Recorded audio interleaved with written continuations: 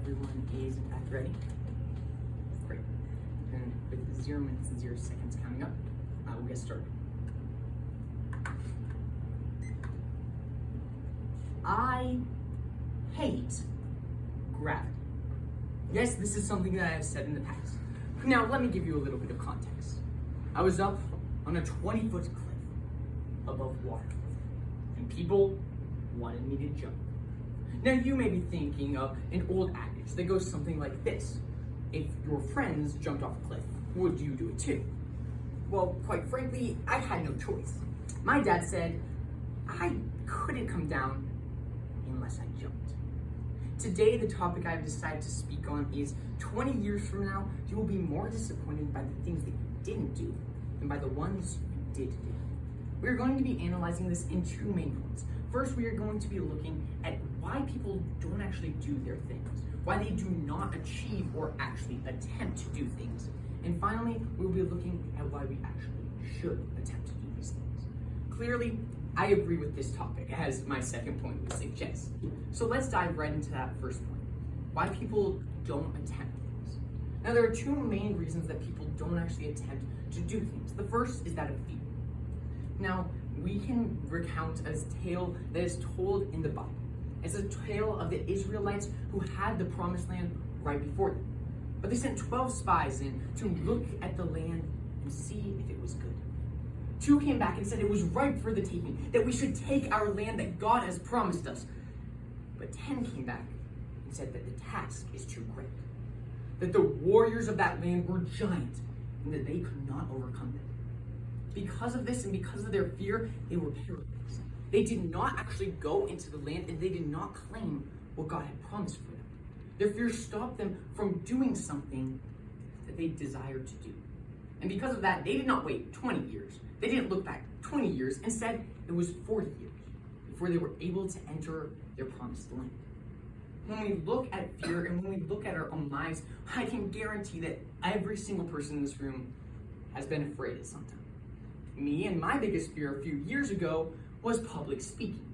I didn't want to get up there and do it at all, which you might find humorous now, and if you talk to me, you might also find it humorous that I used to be introverted. I hated people. I didn't want to talk to anybody I didn't know, which is surprising now because I will talk to pretty much anyone. When we look at fear, we see it's all in our head. It's all psychological, and the only way we can actually overcome it is by trusting, 1, in what God has for us, and 2, in our own abilities to accomplish them. Which is my second point, that of failure. Failure is the second thing that keeps us from actually doing things that we want to do. We fear this failure, and because we fear failing, we don't even attempt it. And yet the basketball legend Michael Jordan said, "I have missed over 9,000 shots. I've lost almost 300 games. 26 times I have been trusted to take the game-winning shot and missed. I failed over and over and over again. And that is why I succeed." Later on, he was asked in an interview if those numbers were actually real. And what did he say? He said, "I don't know. I don't count my failures. Because quite frankly, that is not what I pay attention to. Instead, I pay attention to success and look forward to my success."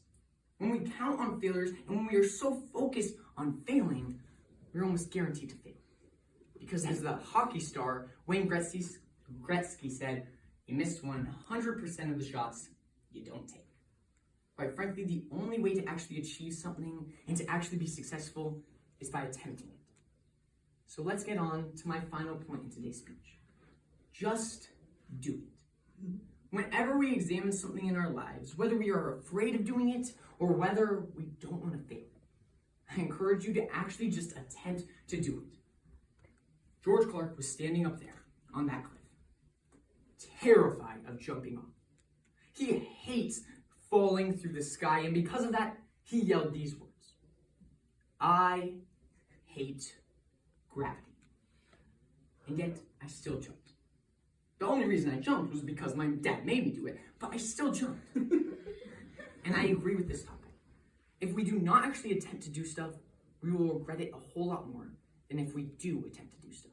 And we might not actually be able to accomplish, and we might not actually be granted the promises that God has for us. So I encourage you not to be like the Israelites who were afraid, and actually be like Michael Jordan and take the shot.